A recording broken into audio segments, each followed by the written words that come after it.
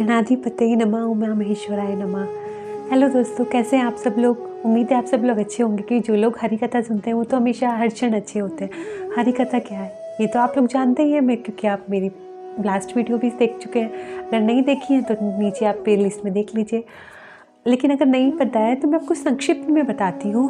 हरी कथा वो जिसमें हृदय रोमांचित हो जाए, हरी कथा वो जिसमें भक्ति लहर बहती जाए, हरी कथा वो जिसमें प्रेम अश्रु रुक ना पाए, हरी कथा वो जिसमें रोम रोम हरि गुण गाए।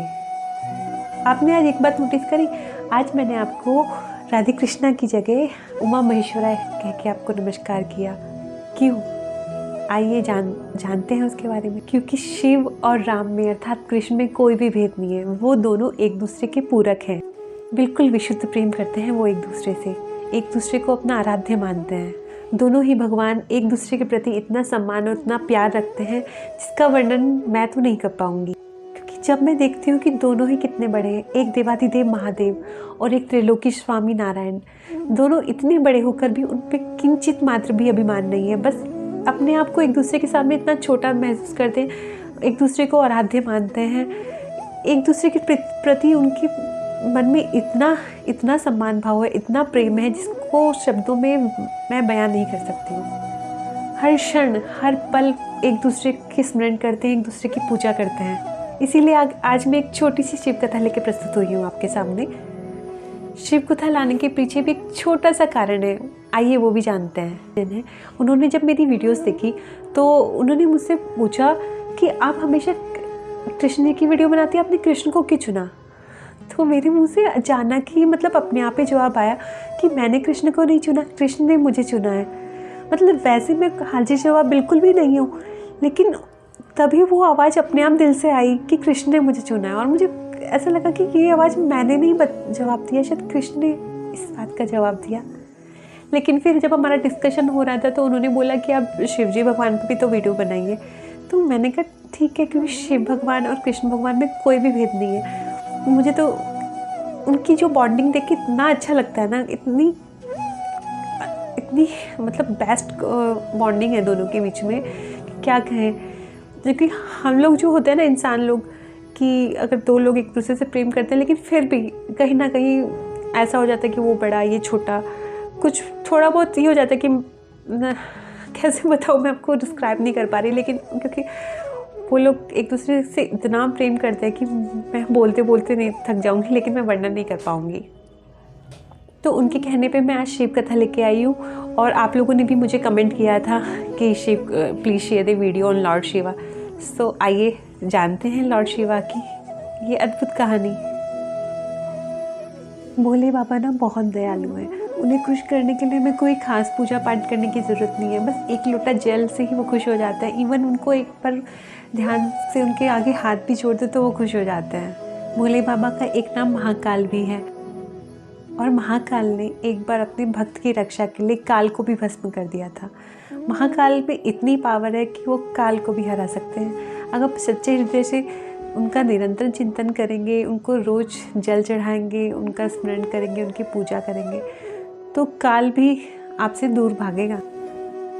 तो एक ऐसी ही कथा हमारी धार्मिक ग्रंथों में मिलती है जिसमें अपने भक्त की रक्षा के लिए महाकाल ने काल को भी भस्म कर दिया था। भक्तों के प्रति महाकाल की अगाध आस्था की जिस कहानी का मैं जिक्र कर रही हूँ, वह स्वयं भगवान कार्तिकेय जी ने संतों के सामने सुनाई थी। इसके अनुसार राजा श्वेत केतु, जो कि भोलेनाथ के परम भक्त थे, उन्होंने काल को भी जीत लिया था। राजा श्वेतकेतु बहुत ही सदाचारी, सत्यवादी, धर्म के मार्ग पर चलने वाले शूरवीर और प्रजापालक थे। वह अत्यंत ही निष्ठा और प्रेम भाव से प्रजा का पालन करते थे। अगाध आस्था और श्रद्धा भाव से शिव जी की भक्ति किया करते थे।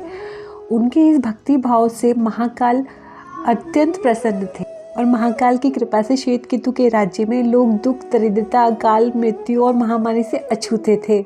एक दिन जब राजा श्वेतकेतु का जीवन काल समाप्त होने को था और वह भोलेनाथ की आराधना में लीन थे, तब चित्रगुप्त ने यमराज से कहा कि राजा श्वेतकेतु की आयु अब पूरी हो चुकी है, अब उनके प्राण हरने का समय है।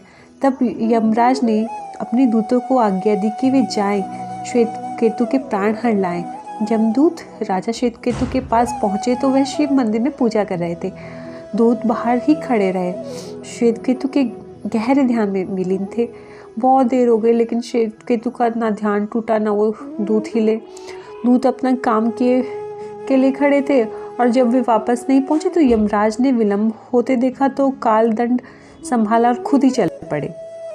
दूतों के आने में देरी होने के चलते यमराज स्वयं ही राजा श्वेतकेतु के प्राण हरने पहुंचे, लेकिन वहां उन्होंने देखा कि वह तो महादेव की साधना में लीन है।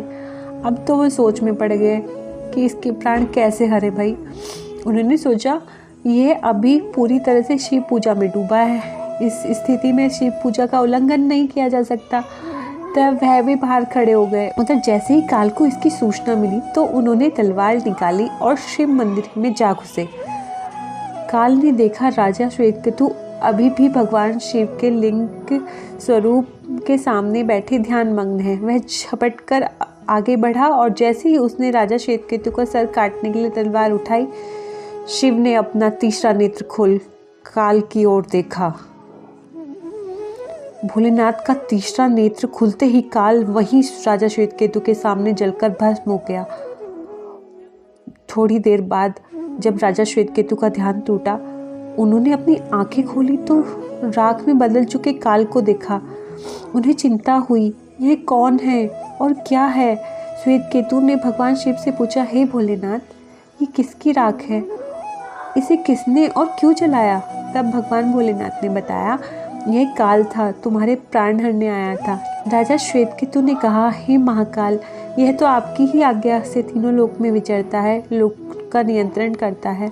इसी के भय से तो लोग पुण्य कार्य करते हैं। आप इन्हें अतिशीघ्र जीवन दान दे दें।